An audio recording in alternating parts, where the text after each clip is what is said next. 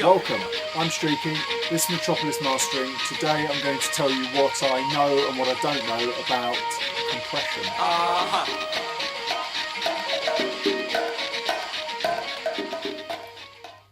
Compression is probably the second thing you need to learn when you're learning mastering. Really, the main thing you want to do is learn an EQ. Fortunately for me, when I worked at Battery Studios, I didn't have a compressor in my room for about the first 5 years. So I didn't really know what one was. Obviously, I knew everyone was talking about them and everyone was saying, oh, you just try this, that. But I didn't have one, so I couldn't use it. So all I had was an EQ and a limiter. And so all I did was just learn how to EQ, which was great, really, looking back, because it just, you just learn how to know an EQ back to front and get the most out of it, and pushing it into the digital limiter to try and get a sound. So it was great. And then when I got the first limiter I got, there was like an Owl Smart SSL compressor, sort of, that kind of sound. Didn't really know what to do with it. Didn't know what the settings were.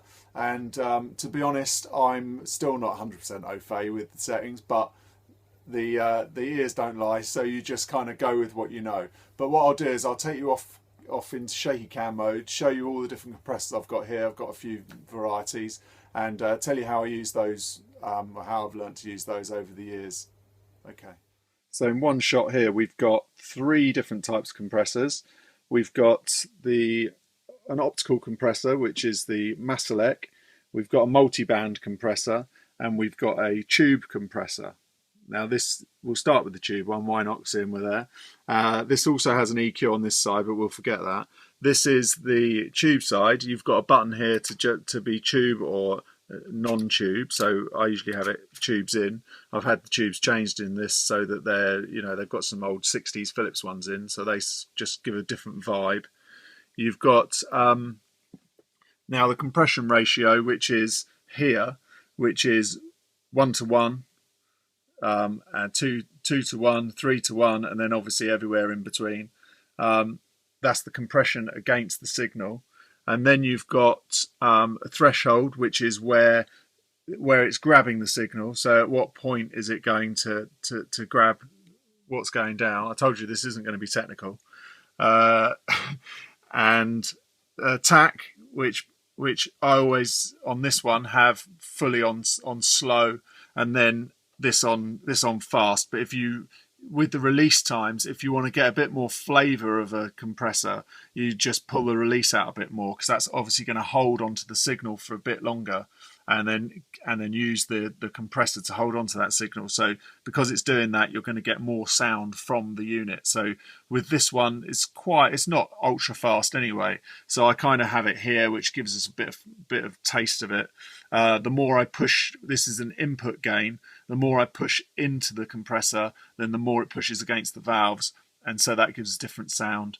And you've got a makeup gain here, so this on here sort of gets quite bright, but it's only +2 there, so you can add a kind of half a dB on there, a little bit on there. And the way that you get things loud, I may have mentioned before, is to add a little bit on a few pieces of equipment rather than a lot onto one piece of equipment.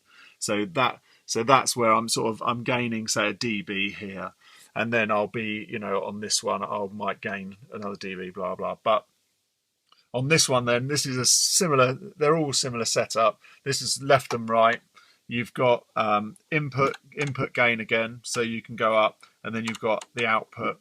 Now this has the ratios are set, so you can't, with this one, they're kind of sweeping ratios, so you can kind of gauge it by ear. And then this one here has different setups. I usually have it over here somewhere between these 3 for this one.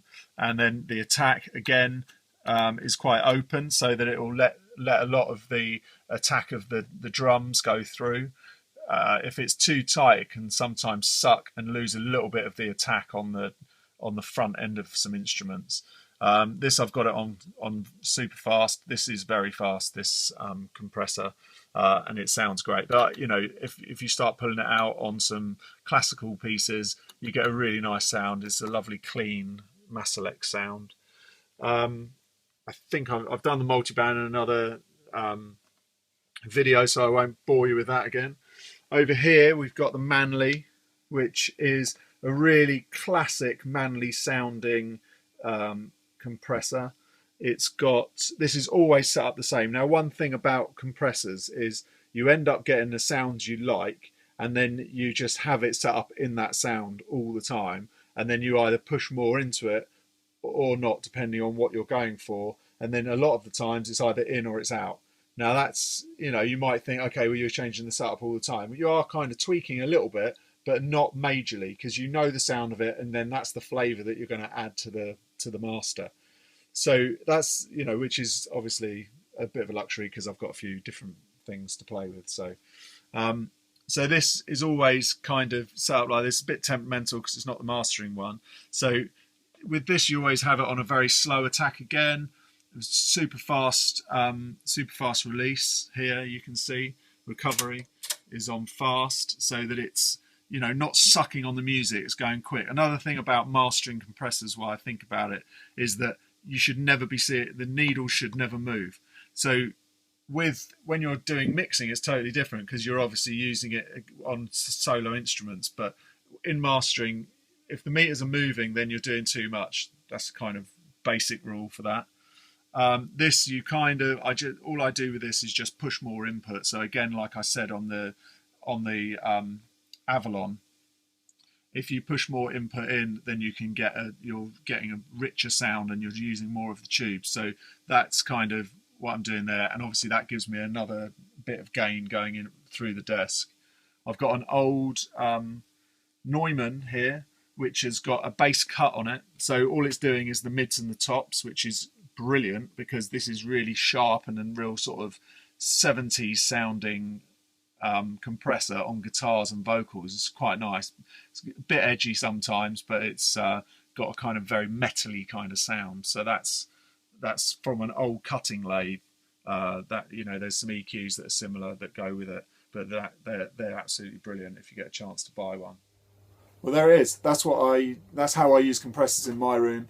I'm no technical kind of geek. I'm not that kind of guy. I just do what sounds right, and I use the various different compressors for the different types of treatment and sound and